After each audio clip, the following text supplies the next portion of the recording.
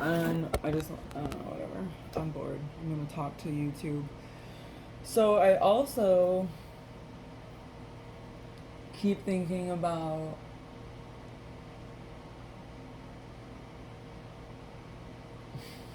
um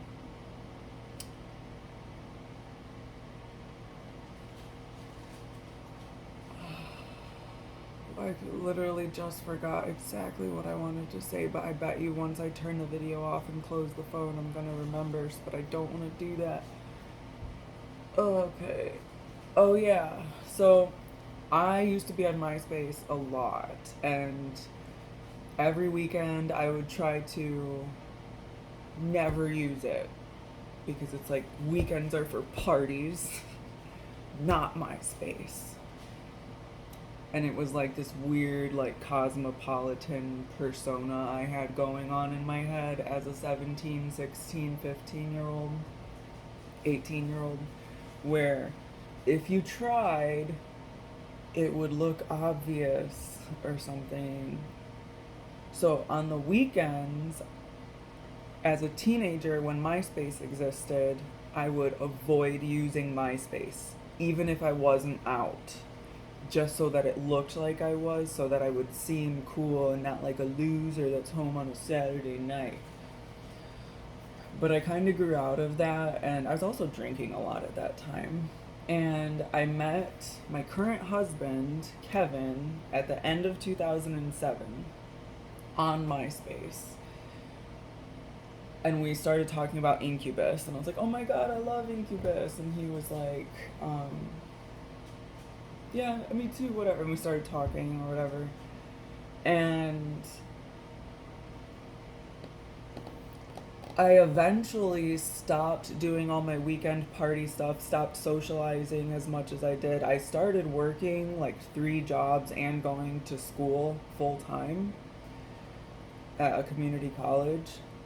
And I would like never sleep, and I would take naps in my car, and I ended up dropping out of school because I got into a car accident. I ended up um, quitting one of the 3 jobs, just working 2 of the jobs, but I was also on disability because when I got into my car accident, I broke my thumb right here in 3 places. Like this bone right here broke into 3 little pieces, and I had to get needles put into my thumb.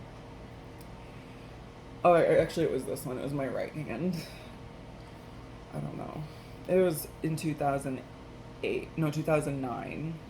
Like January 2009.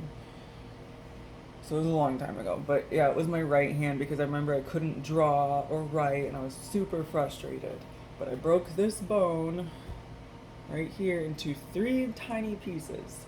The little bone that is like a triangle. And then I also remember when I stopped using MySpace, which is the point of this video, and I was talking to Kevin, and I was like, it's so weird, like when I was socializing a lot and like hang out with a lot of people, because it was like my goal at the time just to get as many people's numbers into my phone as possible so that every time we had a party, I could have a big party, and then those people would invite people, and then I'd make friends with the people they invited, and then eventually those people would invite other people, and it was just networking for parties. But I stopped doing that, and I started working all the time, becoming a young adult and dating Kevin.